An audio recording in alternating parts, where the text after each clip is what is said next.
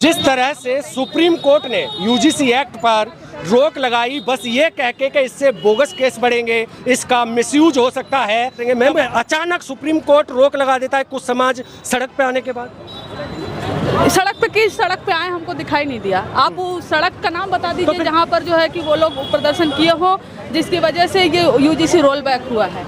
दरअसल ये मसला पूरी तरह से वर्चस्व का है। वर्चस्व जिनका विश्वविद्यालयों में है, वर्चस्व जिनका न्यायालयों में है, वर्चस्व जिसका मीडिया में है, वर्चस्व जिसका हर जगह है। और उनको जैसे ही ये ओबीसी SC ST आया, इनको प्रॉब्लम हो गई। प्रॉब्लम यह है कि अपने वर्चस्व को ख़त्म नहीं करना चाहते। हम किसी का अधिकार नहीं छीन रहे हैं, हम तो अपना अधिकार मांग रहे हैं। और बहुजन बच्चे जो 85% हैं, अगर 10-15% वो भी बीजेपी के इशारे पर आकर एक एक्ट को बीजेपी के इशारे पर आकर रुकवाते हैं। खुद सरकार का कानून है और रेगुलेशन है, सरकार द्वारा बनाया हुआ है, और सरकार के वकील ही वहाँ पर डिफेंड नहीं कर रहे हैं।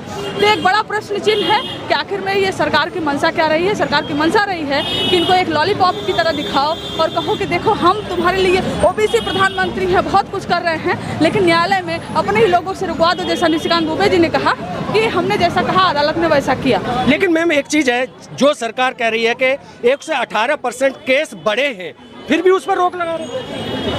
यही कोई ऐसा कानून आप देखिए सरकार द्वारा आया, किसान बिल आया, तमाम बिल आया जिसमें धरना प्रदर्शन हुआ, कहीं पर एक दिन में स्टे लगा है, लेकिन इस पे स्टे लग गया। जो कि सदियों से चली आ रही जातिगत भेदभाव एग्जिस्ट करता है हमारे समाज में, आप उसको डिनाई करके आप देश में इक्वलिटी और इक्विटी नहीं ला सकते। एक्सेप्ट द फैक्ट कि हाँ कास्ट बेस्ड डिस्क्रिमिनेशन होता है, उसके लिए आप प्रोविजन लाइए, उसके लिए आप रूल बनाइए, उसके लिए पनिशमेंट, इसको अपराध तो घोषित करिए।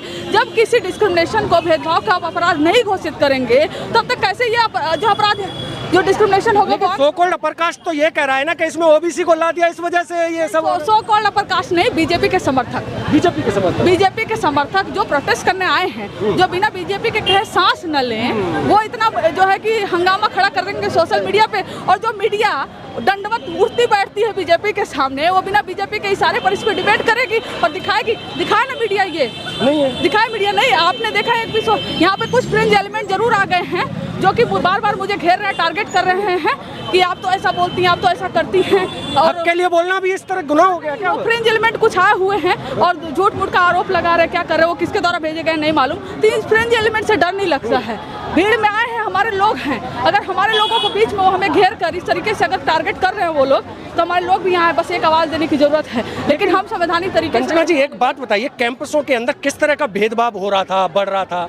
कैंपसों के अंदर जो PhD का इंटरव्यू होता है ना, उसमें बहुजनों के साथ, ओबीसी ST, इवन माइनॉरिटी के साथ, सबके साथ इंटरव्यू में कम नंबर दे दिया जाता है। और इतना नंबर दिया जाता है कि वो अपने ही कैटेगरी में वो लोग सेलेक्ट हुए, जनरल कैटेगरी में वो नहीं आ पाए। दूसरा फिर NFS कर दिया जाता है। आप देखेंगे डी यूनिवर्सिटी में रिक्रूटमेंट चल रहा था, तमाम सीटें NFS कर दी गई, नॉन फाउंड सूटेबल, कोई भी जनरल सीट पे NFS नहीं मिलेगा और उन्हें जनरल में कन्वर्ट कर देते हैं। हाँ, फिर वो 1-2 रोटेशन में वो जनरल में कन्वर्ट हो जाता है। तो इसीलिए तो आरक्षण लागू होने के बावजूद भी आज भी 27% ओबीसी SC ST के प्रोफेसर जो है वो नहीं बन पाए हुए हैं। जितना आरक्षण है उतने भी प्रोफेसर नहीं बन पाए हैं, क्योंकि यहाँ पर अलग लूप होल खोज कर NFS करके फिर वो जनरल में सीटें कन्वर्ट कर दी जाती हैं। तो ये है, लैब में भी काम करने में जो फेलोशिप में जो डिस्क्रिमिनेशन होता है कि गाइड साइन ही नहीं कर रहा है, अलग से टॉर्चर चल रहा है, या कोई जातिगत आधारित कोई गाली दे रहा है, इस तरह से ये जो हर तरीके के भेदभाव को खत्म करने, जो रोहित वेमुला के साथ हुआ, जो पाल तड़वी के साथ हुआ, जो दर्शन सोलंकी के साथ हुआ, ये 3 नाम हैं जिनकी माँ, जिनके परिवार वाले लड़ रहे हैं। ऐसे असंख्य नाम हैं जो कि सुसाइड कर लेते हैं या मेंटल प्रॉब्लम उनको हो जाती है, सह नहीं पाते हैं। उसके लिए ये लड़ाई है। ये लड़ाई कोई एक व्यक्ति की नहीं, आप देखिए ना, हजारों लोग हैं यहाँ पर। तो इसका मतलब है कि हर जगह के स्टूडेंट, चाहे वो किसी भी पार्टी से हैं, ओबीसी SC ST से हैं, तो इस आंदोलन में शामिल हो रहे हैं और कह रहे हैं कि हमारे साथ भेदभाव का जो है वो अंत करो। जो वर्चस्व एक और चीज़ है कि कैंपसों में ये बोला जाता है आप आरक्षण वाले हैं, आप आरक्षण वाले हैं, आप कोटे से तमाम तरह के शब्द इस तरह बोला जाता है लोगों को। ये हमेशा से होता आया रहा है, इसी के खिलाफ तो लड़ाई है। सबसे पहले कि नाम रोकने के लिए तो लाया गया है, नाम क्या है, टाइटल क्या है, कोटे से आए हो, मेरिट, नेचुरल जस्टिस, ये तमाम वर्डिंग के पीछे खेल के ये जो है चाहते हैं कि आज भी बहुजनों को वंचित रखा जाए। ठीक है, जिस तरह से देख रहे हैं कि एक जाति को जन्म से शुरू होकर मरने तक जो जाति कभी पीछा नहीं छोड़ती, जब उसके खिलाफ कोई कानून आता है या एक्ट आता है, उस एक्ट पर सुप्रीम कोर्ट आनन फानन में रोक लगा देता है।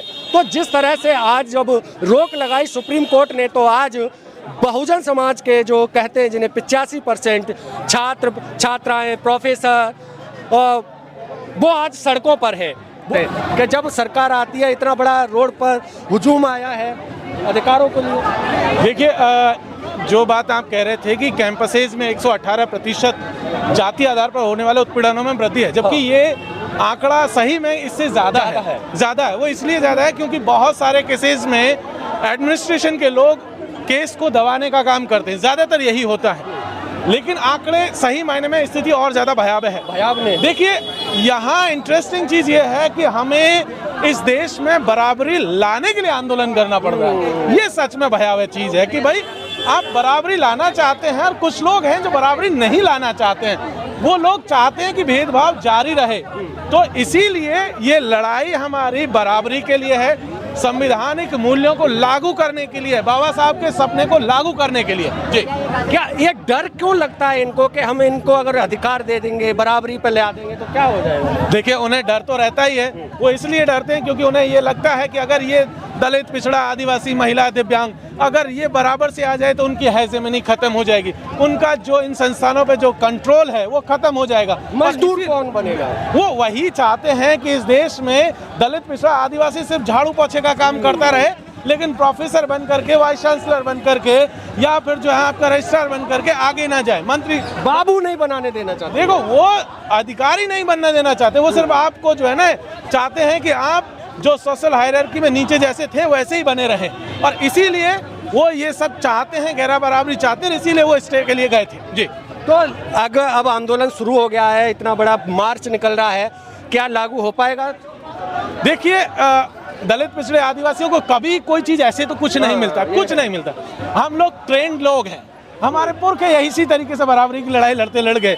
हमारे पुरखों ने तालाब से पानी पीने के लिए लड़ाई लड़ी, मंदिर में ईश्वर के दर्शन के लिए लड़ाई लड़ी। तो हम लोग तो विश्वविद्यालय, हमसे पहले वाले इन विश्वविद्यालयों में नौकरी के लिए लड़ रहे थे, और हम इन विश्वविद्यालयों में समता लाने के लिए लड़ रहे हैं। तो कोई नई चीज नहीं है हमारे लिए।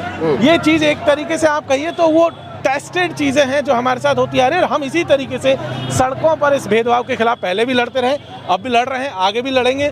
और हम पहले भी जीते थे जब लग रहा था कि भाई रोस्टर जो लाया गया है वो अब वापस नहीं हो सकता, और हम लोग गए, हमने सुप्रीम कोर्ट को चैलेंज करते हुए पार्लियामेंट के पास गए और पार्लियामेंट से ऑर्डिनेंस लेकर के आए। हमने ST/SC एक्ट को खिलाफ जो चल रहा था उसमें भी ऑर्डिनेंस तो ऐसा है कि हम पहले भी जीते थे, आज भी जीतेंगे। वो अंतर सिर्फ इतना है कि उनके पास मीडिया था, उनके पास एजेंसीज थी, उनके पास कोर्ट था, तो वो 3 दिन में जीत गए। हम लोगों को साल भर भी लग सकता है, बस इतना सा ही अंतर है। लेकिन वापस होगा, बिल्कुल गजट नोटिफिकेशन तो आएगा, और मैं कह रहा हूँ कि इससे बेहतर बन करके आएगा।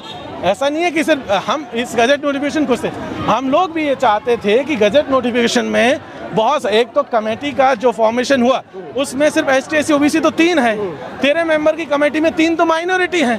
भाई आपको उसके नंबर्स बढ़ाने होंगे। हेड ऑफ द जो कमेटी है वो किसी डिप्राइव सेक्शन से होना चाहिए, ये हमारी मांग है।